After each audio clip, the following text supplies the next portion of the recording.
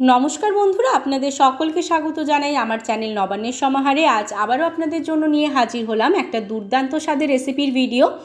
এই রেসিপিটা সকালের ব্রেকফাস্ট হোক কিংবা বাচ্চাদের স্কুল কলেজ অফিসের টিফিন, সব ক্ষেত্রেই কিন্তু দুর্দান্ত হয়। একটা জালিদার দুর্দান্ত স্বাদের চটজলদি রেসিপি এবং কম সময় তৈরি হয়ে যাওয়া রেসিপি আজকে আমি আপনাদের সাথে শেয়ার করব। কি কি উপকরণ লাগছে, কিভাবে বানাচ্ছি সেটা জানার জন্য কিন্তু সম্পূর্ণ ভিডিওটা দেখতে হবে। তাহলে চলুন বেশি কথা না বাড়িয়ে আপনাদের সাথে আমি শেয়ার করি এই রেসিপিটা আমি কিভাবে বানাচ্ছি এবং কি কি উপকরণ লাগছে। রেসিপিটা বানানোর জন্য এখানে একটা বড় পাত্র নিয়ে নিলাম। প্রথমেই তার মধ্যে দিয়ে দিচ্ছি 1 বাটি ময়দা আর দিয়ে দিচ্ছি 1/2 বাটি সুজি। এবার এর মধ্যে আমি দিয়ে দিচ্ছি চিনিটা আপনারা আপনাদের স্বাদ অনুযায়ী ব্যবহার করবেন। এখানে কিন্তু আমি আমার স্বাদ অনুযায়ী চিনিটা ব্যবহার করেছি। এবার দিয়ে দিচ্ছি এখানে চামচ মেপে 2 চামচ পাউডার দুধ আর একটু দিয়ে দিচ্ছি কিছুটা পরিমাণ কিশমিশ। এবার এই সমস্ত শুকনো উপকরণকে প্রথমে ভালো করে আমি একটু এইভাবে নাড়াচাড়া করে নিচ্ছি আর দিয়ে দিচ্ছি অল্প একটু নুন, দিয়ে ভালো করে শুকনো উপকরণগুলোকে মিশিয়ে নিচ্ছি একটা চামচের সাহায্যে। এবার কিন্তু অল্প অল্প জল দিয়ে আমি এখানে ব্যাটারটা তৈরি করে নেব। যেহেতু সুজিটা রয়েছে সেজন্য ব্যাটারটা তৈরি করার পর এটাকে একটু আমি ঢাকা দিয়ে 10 মিনিট রেস্টে রাখবো। সুজিটা কিন্তু ফুলবে, সেজন্য কিন্তু রেস্টে রাখতে হবে। এবার দেখুন এখানে পরিমাণ মতন আমি জল দিলাম, দিয়ে ভালো করে কিন্তু ব্যাটারটা তৈরি করে নিচ্ছি।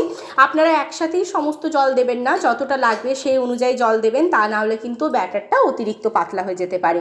এবার ভালো করে এটাকে আমি তৈরি করে নেব। তৈরি করে নেওয়ার পর কিন্তু এটাকে আমি 10 মিনিটের জন্য একদম ঢাকা দিয়ে রেখে দিচ্ছি রেস্টে, যাতে ভালোভাবে সুজিটা ফুলে ওঠে। ফিরে এলাম, এখানে আমি 10 মিনিট পর ঢাকাটা সরিয়ে দিলাম। দেখুন আপনাদের দেখাচ্ছি সুজিটা কতটা ফুলে উঠেছে। একবার ভালো করে আমি মিশিয়ে নিচ্ছি সমস্তটা। এবার এর মধ্যে আমি ব্যবহার করছি একদম 1 চিমটে খাবার সোডা। এখানে কিন্তু বেকিং সোডাটা ব্যবহার করেছি, যেটাকে আমরা খাবার সোডা বলি। আমি কিন্তু বেকিং পাউডার ব্যবহার করিনি, বেকিং সোডাটা ব্যবহার করেছি, আপনাদের আবারও বলে দিচ্ছি। আর এখানে আরেকটা কথা আপনাদের বলে দিই, আপনারা চাইলে কিন্তু জলের পরিবর্তে দুধ দিয়েও এই ব্যাটারটা তৈরি করতে পারেন, কিন্তু যেহেতু আমি পাউডার দুধ ব্যবহার করেছি সেজন্য জল দিয়েই ব্যাটারটা তৈরি করলাম। এবার অপর দিকে দেখুন একটা আপ্পা মেকার আমি নিয়ে নিয়েছি, তার মধ্যে আমি প্রত্যেকটার মধ্যে একটু ঘি দিয়ে দিয়েছি। দিয়ে ভালো করে কিন্তু ঘিটাকে আমি একটু মেল্ট করে নিচ্ছি। আমি এটা কিন্তু ঘি দিয়েই করছি, ঘি দিয়ে একবার করে দেখবেন, টেস্ট কিন্তু খুব সুন্দর লাগে আর গন্ধটাও খুব সুন্দর হয়। তবে আপনারা চাইলে কিন্তু সাদা তেল দিয়েও এটা করতে পারেন। এবার আমি এর মধ্যে দিয়ে দিচ্ছি ব্যাটারটাকে আরেকবার একটু গুলিয়ে নিলাম, দিয়ে এবার চামচ মেপে এখানে কিন্তু আমি ব্যাটারটা দিয়ে দিচ্ছি। সমস্ত জায়গায় দিয়ে দেওয়ার পর আমি আপনাদের দেখাচ্ছি। দেখুন প্রত্যেকটাতে আমি দিয়ে দিয়েছি। এবার কিন্তু এটাকে ঢাকা দিয়ে একদম মিডিয়াম ফ্লেমে 3 মিনিটের জন্য হতে দিচ্ছি। ফিরে এলাম, এখানে আমি 3 মিনিট পর ঢাকাটা সরিয়ে দিচ্ছি। এবার এগুলোকে কিন্তু আমি চামচের সাহায্যে একটু উল্টে নিচ্ছি। দেখুন কত সুন্দরভাবে, কত সহজে এটা কিন্তু উল্টে যাচ্ছে। এইভাবে উল্টে দেওয়ার পর এটাকে কিন্তু আমি আবারও হতে দেব ঢাকা দিয়ে। তবে এখন আর বেশিক্ষণ রাখবো না, 1 মিনিট মতো করলেই কিন্তু এটা হয়ে যাবে। আর দেখুন কত সুন্দরভাবে নিজে থেকেই কিন্তু উঠে যাচ্ছে। এই রেসিপিটা কতটা চটজলদিভাবে তৈরি করলাম সেটা আপনারা যদি ভিডিওটা শেষ পর্যন্ত পুরোটা দেখেন তাহলেই বুঝতে পারবেন। এরকম একটা চটজলদি রেসিপি আপনারা কিন্তু যখন ইচ্ছে বানিয়ে ফেলতে পারেন। বাচ্চাদের টিফিনের জন্য কিন্তু আপনারা এই রেসিপিটা তৈরি করে দিতে পারেন। এমনকি সকালবেলা ব্রেকফাস্টেও কিন্তু এই রেসিপিটা আপনারা তৈরি করে খেতে পারেন।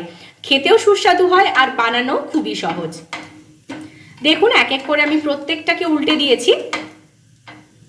এবার এটাকে আবারও দিয়ে দিচ্ছি 1 মিনিটের জন্য ঢাকা।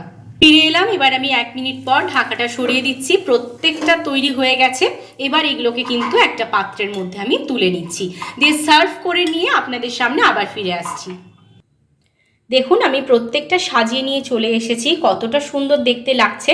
রেসিপিটা আমি আপনাদেরকে শেয়ার করলাম। যদি ভালো লাগে অবশ্যই কিন্তু লাইক, শেয়ার, কমেন্ট আর সাবস্ক্রাইব করতে ভুলবেন না।